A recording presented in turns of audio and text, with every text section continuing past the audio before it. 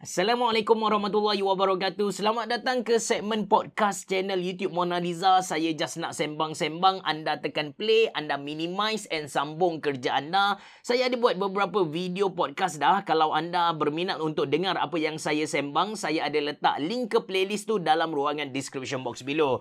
Topik kali ni mungkin sangat sensitif untuk sesetengah kedai komputer. Saya nak kongsikan dengan anda trik yang selalu digunakan oleh kedai komputer untuk umpan pelanggan beli produk-produk di kedai mereka. Mungkin video saya ni lebih tertumpu kepada kedai-kedai yang jual laptop refurbished ataupun second hand, but to be honest dengan anda, saya tak ada niat langsung untuk serang mereka. Bukan sebab saya tak jual laptop refurbished, bukan sebab Mona Lisa tak ada jual laptop second hand, tapi dia punya trik ni banyak digunakan oleh golongan-golongan ni. Mona Lisa sendiri, untuk pengetahuan anda, Mona Lisa sendiri pun ada jual laptop refurbished, cuma ikut masa sebab kami tak beli stok dari pembekal. Kami beli dari government. Government kita kan, kerajaan kita, dia akan beli beberapa laptop ataupun PC untuk kegunaan pejabat. Bila sampai 3, 4, 5 tahun, bila mereka nak lupuskan produk tu, so mereka akan buat satu tender. Mereka akan buka satu tender dekat e-perolehan, tanya siapa nak beli, kami beli semua benda tu, lepas tu kami baiki, kami jual balik. Itu kami punya second hand ataupun refurbished punya produk lah. So, balik pada topik kita ni, sekali lagi saya nak tegaskan, saya tak tuju kepada mana-mana kedai. Saya tak serang kedai yang jual laptop refurbished ataupun second hand. Banyak gila kedai yang jual laptop refurbished second hand yang kita kata bertanggungjawab atas apa yang mereka jual. Cuma ini beberapa trik yang saya selalu jumpa, saya selalu tengok, saya diajar ataupun saya tonton TikTok lah. Yang pertama ialah mereka tak bagi tahu yang laptop mereka ni adalah laptop Chromebook, ataupun mereka tak bagi tahu yang operating system di dalam laptop yang mereka jual tu adalah Chrome OS. Biasanya yang senang tertipu ni adalah mereka yang terdesak. Orang yang beli laptop budget, mereka akan senanglah beli Chromebook ni disebabkan harga Chromebook sangat murah. 200-300 ringgit mungkin boleh dapat lah. Saya tak pasti harga latest berapa, tapi 300 tu boleh dapat. Untuk mereka yang terdesak nakkan laptop, untuk anak-anak yang nak sambung belajar tapi duit tak ada kan, mereka akan terpedayalah dengan pekedai-pekedai yang tak bertanggungjawab ni. Sebenarnya tak ada isu pun nak beli laptop Chromebook ni, tak ada isu pun. Tapi anda kena tahu yang di Malaysia, kebanyakan university ataupun college dia pakai operating system Windows. So bila lecturer tu dia bagi satu tugasan kepada pelajar dia yang mana kena install software dan sebagainya, ambil software tu nak masukkan ke dalam laptop, tengok tak boleh, tak compatible. Bila hantar dekat kedai, bagi tahu dekat pekedai, oh laptop saya rosak lah, boleh tolong baiki tak? Install software ni tak boleh masuk. Sebenarnya bukan masalah software, bukan masalah laptop tu rosak, tapi disebabkan operating system yang berbeza, so pelajar tu tak boleh nak guna software yang diberikan oleh lecturer tadilah. Anda kena tahu, atas muka bumi ni ada 4 OS yang selalu disebut-sebut. Actually 3, tapi saya sebut 4 supaya anda senang faham. Yang pertama Windows. Windows ni memang popular lah, digunakan oleh hampir kesemua orang dekat Malaysia ni. Yang kedua kita ada Mac OS. Mac OS ni adalah operating system untuk laptop MacBook ataupun produk-produk Apple. Yang ketiga kita ada Linux. Ini kita boleh kata dia macam open source punya. Siapa-siapa boleh install Linux masuk ke dalam dia punya machine. Dan yang keempat kita ada Chrome OS. Yang mana Chrome OS ni sebenarnya dia base kepada Linux lah. Cuma Chrome OS ni dia sangat-sangat limited. Ada orang fikir macam, oh Chrome OS ni dia sama dengan Android sebab dia datang dari Google kan. Tapi hakikatnya tak.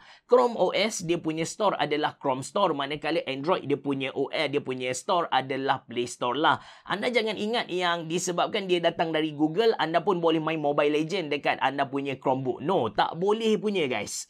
That's why anda kena tanya penjual tu, laptop yang dia jual tu tu pakai Windows ke pakai Chrome. Kalau dia pakai Chrome, nasihat saya jangan beli. Sebab dekat Malaysia ni hampir kebanyakan college ataupun university dia memang pakai Windows punya. So nak senang pakai Windows sahaja. Saya ada kenalan yang guna Chromebook. Saya memang ada kenalan yang guna Chromebook and dia punya kerja adalah seorang programmer. Jadi tak pelik lah dia nak pakai Chromebook sebab dia pun pandai buat semua benda. Ada orang yang pandai kan, macam kawan saya tu, dia bukan sahaja boleh guna Chromebook tapi dia siap boleh masukkan Windows ke dalam Chromebook tu. Benda ni possible tapi agak complicated. Saya tak rasa semua kedai komputer boleh buat benda ni lah. Alright, itu yang pertama. Mereka tak bagi tahu secara detail laptop murah tu dia pakai operating system apa. So yang ni anda kena hati-hati. Okey, yang kedua pula.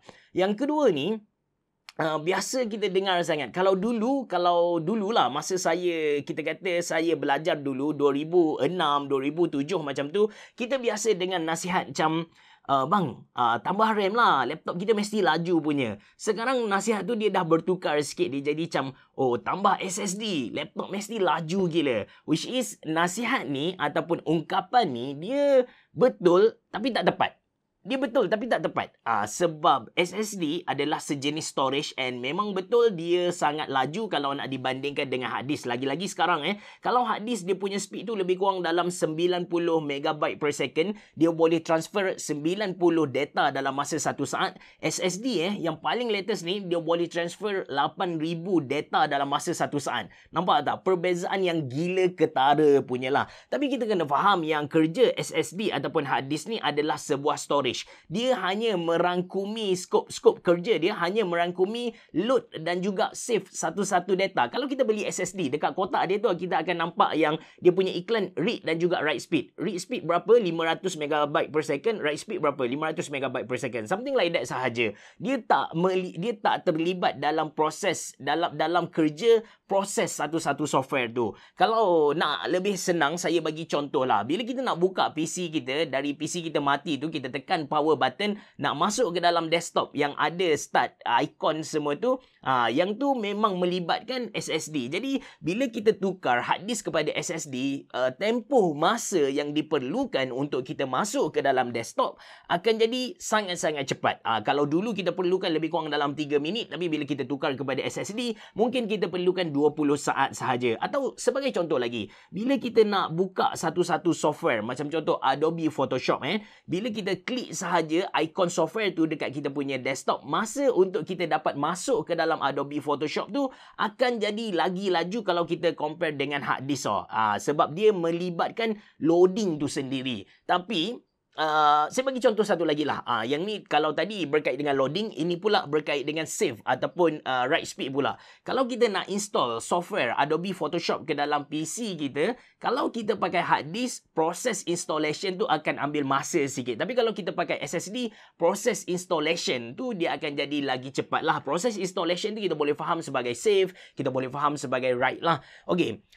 Sambung kepada masuk ke dalam Adobe Photoshop. Nak masuk ke dalam Adobe Photoshop tu adalah kerja storage tu. Maka memang betul lah SSD akan terlibat. Tapi kerja-kerja di dalam Adobe Photoshop, macam kita nak crop gambar, kita nak color gambar, kita nak buat layer, nak tambah font dan sebagainya, itu bukan kerja SSD. SSD tidak terlibat langsung pun dalam benda-benda tu. Apa yang terlibat ialah processor. Maka kita nak kata yang SSD akan lajukan satu-satu PC tu betul tapi tak tepat, sebab dia still rely on processor, dia still PC kita ataupun laptop kita tu sebenarnya masih rely on processor, masih rely on RAM. Benda-benda tu masih lagi berkait rapat lah. Macam contoh lagi, saya bagi contoh, kita buka Google Chrome. Nak buka Google Chrome tu sampai kita boleh guna Facebook tu, benda tu memang melibatkan SSD. Dia melibatkan storage. Kalau kita pakai SSD, tempoh masa untuk buka Chrome tu akan jadi laju lah kalau nak dibandingkan dengan hard disk. Tapi apa yang berlaku di dalam Google Chrome, hatta kita nak play YouTube tu pun, dia bukan kerja SSD. Benda tu melibatkan processor, dia melibatkan RAM, dia melibatkan networking, internet laju ke tidak. So, yang ni kita kena perbetulkan sikit. Alright. Ada juga saya tengok dekat TikTok saya tak nak sebut kedai mana, mereka bila satu-satu laptop tu ada SSD kan, mereka claim yang itu adalah laptop gaming dah. Dia berlaku overclaim dekat situ. Apa kaitan SSD dengan gaming, saya pun tak faham. Sebut tentang laptop gaming, memang banyak gila lah orang overclaim yang laptop mereka jual tu adalah sebuah laptop gaming. Sebab apa? Sebab kita tahu, kebanyakan orang tahu, bila satu-satu laptop tu dia boleh run satu game, maka dia punya performance sangat-sangat bagus lah. Lagipun game tu sendiri adalah satu daya penarik yang paling besar untuk orang beli satu-satu laptop tu. And kita kena tahu juga yang sebenarnya tak ada satu definisi mutlak apakah itu laptop gaming. Kalau kita nak kata laptop gaming adalah sebuah laptop yang boleh main game kan, boleh kata hampir ke semua laptop atas muka bumi termasuk dengan Chromebook tadi, kita boleh panggil dia sebagai laptop gaming. Laptop yang pakai prosesor lekeh pun kita boleh buka website and kita boleh main game dalam website tu. Maka itu adalah laptop gaming. Cuma bila kita teliti balik apakah definisi laptop gaming tu, kita tengok kepada industri yang ada sekarang, kita tengok kepada beberapa brand macam contoh Acer, Asus, HP. Apakah definisi laptop gaming dari mereka? Kita akan dapati ada beberapa titik persamaan. Yang pertama, dia punya spesifikasi. Prosesor dan juga grafik card tu mesti padu gila lah. Yang kedua, dia punya thermal performance. Okey, kita pergi kepada prosesor dan juga grafik card ni. Untuk pengetahuan anda, prosesor laptop ni ada beberapa jenis. Bukan tentang i3, bukan tentang i5, bukan tentang i7. Yang tu semua orang tahu. Sekarang kita bercakap tentang Intel Core i7 ataupun Intel Core i5 sahaja. Intel Core i5 tu sendiri ada beberapa kategori prosesor. Kita bukan bercakap tentang generasi. Kita tetapkan, okey, sekarang saya sembang tentang Intel Core i5 generasi yang ke-12. Intel Core i5 generasi yang ke-12 ada beberapa jenis lagi guys. Kalau anda tengok dia punya model, sebagai contoh i5 12150U, dan anda akan jumpa juga i5 12700H. Anda perasan dekat belakang nombor dia tu ada satu huruf. Kalau U sebenarnya dia refer kepada satu prosesor yang sifat dia lebih kepada portability. Apakah yang dimaksudkan dengan portability? Ialah performance dia so-so saja, tapi dia punya power demanding tu kurang, lepas tu dia tak keluarkan haba yang banyak. Tujuan dia adalah supaya laptop tu boleh bawa ke mana-mana dengan bateri yang tahan lebih lama. Manakala untuk i5 12700U, 12700H, dia masih lagi generasi ke-12, dia masih lagi Intel Core i5, tapi dia punya prosesor tu sifat dia adalah fokus kepada performance. Bila fokus kepada performance, bateri akan drain sangat cepat sebab dia perlukan power yang tinggi. Kemudian dia punya suhu akan jadi panas lah. Yang ni kita kena faham tentang prosesor. So, laptop tu akan digelar sebagai laptop gaming bila mana prosesor dia fokus kepada performance. Tentang grafik card pula, untuk grafik card ni ada dua yang anda kena faham. Ada integrated punya grafik card dan juga dedicated punya grafik card. Integrated grafik card adalah grafik card yang datang sekali dengan prosesor. Kita akan jumpa Intel HD, Intel UHD, Intel Iris Xe ataupun AMD punya. Manakala dedicated grafik card adalah satu grafik card yang dibawa masuk khas ke dalam laptop tu bagi tujuan proses gambar ataupun video semata-mata. Kita ada Nvidia, kita ada AMD. Manakala Nvidia pula, kita ada Nvidia MX series, kita ada Nvidia GTX series, kita ada Nvidia RTX series. Untuk gaming, dia hanya GTX dan juga RTX series. Kalau dia pakai MX series, bagi saya dia tak layak untuk digelar sebagai laptop gaming lah. Untuk AMD pula, anda kena tengok RX series ataupun just sekadar R9 macam tu sahaja. RX series yang paling penting. So, sesebuah laptop gaming tu sesebuah laptop akan dilabel sebagai laptop gaming bila mana dia punya prosesor tu fokus kepada performance, dan yang kedua dia pakai grafik card RTX ataupun GTX series lah.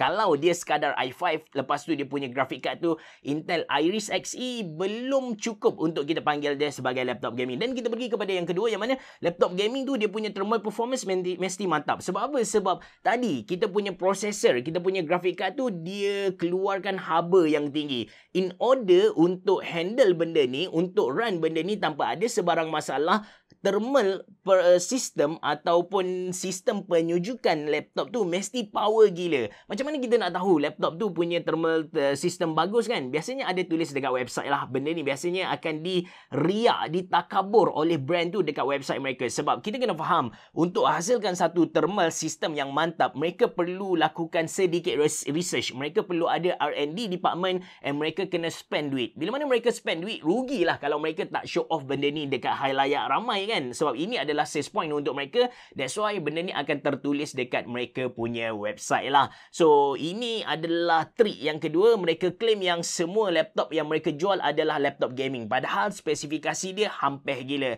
Kita pergi kepada yang keempat ataupun yang terakhir tentang warranty. Banyak kedai yang kata, okay, laptop saya ni bang 2 tahun warranty bang. Laptop saya ni 1 tahun warranty. Actually, sangat-sangat pelik bila kedai tu jual barang-barang second hand ataupun refurbished tapi dia mampu bagi warranty 1 tahun ataupun 2 tahun. Sebab nak baiki satu-satu motherboard tu sangat mahal.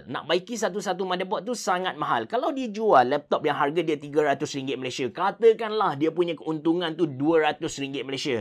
Nak baiki satu-satu motherboard tu mungkin perlukan RM200 Malaysia. Mustahil mereka berani ambil risiko tu. So, apakah warranty 2 ataupun 1 tahun yang dimaksudkan oleh mereka? Mereka rujuk kepada software warranty lah. Untuk motherboard biasanya ataupun untuk hardware ni, biasanya mereka akan bagi 3-6 bulan. But saya tak nafikan memang ada kedai yang berani bagi 1 tahun warranty. Kebiasaannya tak. Kebiasaannya 3 bulan, 6 bulan, something like that. Nah, yang warranty setahun adalah warranty dia punya software. Kalau Windows corrupt ataupun masuk virus, yang tu mereka akan bagi servis secara percuma lah. Dalam dunia komputer ataupun barang elektronik ni, anda kena tahu 2 term. Yang pertama, garanti. Yang kedua, warranty. Dua-dua ni memberi maksud yang sama, iaitu jaminan. Cuma garanti ini dia bersifat lisan. And dia macam, saya garanti performance dia padu bang. Tapi padu ke tidak, kita tak tahulah. Manakala warranty pula, dia adalah satu jaminan yang dalam bentuk tertulis macam, okey bang, abang beli laptop ni dalam masa setahun, kalau ada masalah apa-apa saya akan tukar baru kepada abang. Itu kita panggil dia sebagai warranty. Jadi anda kena jelas antara dua benda ni. So bab warranty ni, anda sebenarnya itu adalah hak anda. Anda boleh tanya kepada pekedai, warranty ni berapa lama? Okey, warranty ni 1 tahun bang. Warranty ni 1 tahun. Okey, warranty tu include apa? Apa yang kalau rosak apa yang awak akan tanggung? Sepatutnya anda tanya benda tu. And sebenarnya kan, based on pengalaman saya menjual laptop dekat kedai komputer Mona Lisa sana, kita dah explain dah kepada customer, okey bang, warranty untuk laptop ni 2 tahun. Dia punya adapter dengan dia punya bateri warranty hanya 1 tahun bang. Tapi customer ni biasanya dia tak mengaku tak faham. Bila kita tanya dia, faham ke bang? Faham, memang faham. Sebab mereka tak nak jatuh air muka, mereka ada ego mereka sendiri. So mereka akan kata faham. Tapi bila bermasalah, mulalah mereka claim kata, oh, masa jual hari tu tak cerita, Memang ada perangai manusia-manusia yang macam ni. Seriously, ramai gila guys. So, masa anda nak beli tu, anda kena tanya. Itu adalah hak anda. Warranty macam mana? Kalau saya balik rumah ni, saya buka tiba-tiba blue screen ataupun screen saya pecah, warranty cover ke tidak? Everything anda kena tanya sebelum beli. Barang harga RM10 pun kita kena argue sebenarnya. Ini kan pula barang yang harga RM1,000, RM2,000, RM3,000 Malaysia lah. So, ada secara rumusannya ada 4 benda yang selalu digunakan. Ada 4 cara, 4 trik yang selalu digunakan oleh pekedai-pekedai ni untuk umpan anda beli produk mereka. Saya tak kata yang cara mereka ni salah, tapi cara mereka ni ada helah. Ada benda yang sepatutnya mereka cerita tapi mereka sembunyikan. Ada benda yang mereka tak sepatutnya cerita, mereka ceritakan supaya dapat tarik anda untuk beli dia.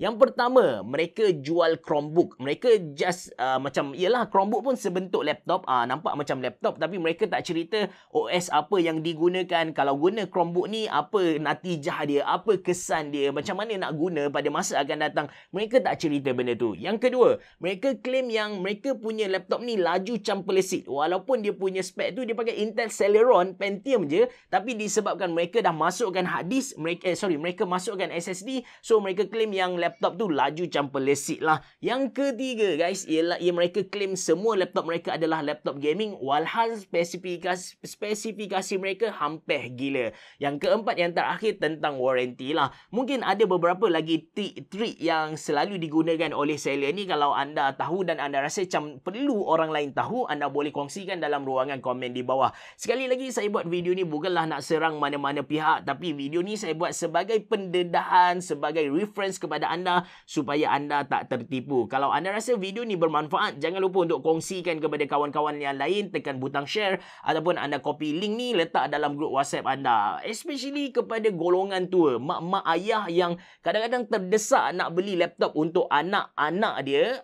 Jadi dia perlu tahu benda ni lah. Last sekali saya nak bagi tahu kepada anda, laptop ni kan, bagi saya dia adalah satu produk yang berbaloi untuk anda beli yang mahal loh. Mahal tu bukanlah harga RM5,000, RM6,000 Malaysia, tapi yang memang betul-betul berkemampuan. Macam kalau anda nak beli paling murah pun, saya recommend anda beli MSI GF63 yang mana dia pakai Intel Core i5 dengan GTX 1650. At least laptop tu dia boleh carry hampir ke semua software yang digunakan dekat Malaysia ni, dia mampu carry semua game. Kalau anda macam nak jimat sangat, dah macam nak jimat sangat, at last anda tak boleh nak buat software, anda tak boleh nak guna software yang sepatutnya anda guna tu lah. Laptop ni dia bukan macam makan oh. Kita akan guna dia hampir setiap hari dalam 2 tahun macam tu. So, bagi saya berbaloi lah untuk anda invest lebih sikit. Dia bukan pakai hari ni, esok habis, tak ada. Kita pakai dia dalam satu jangka masa yang lama. Itu sahaja dari saya. Terima kasih kerana menonton. Assalamualaikum warahmatullahi wabarakatuh. Bereboh. Jumpa lagi.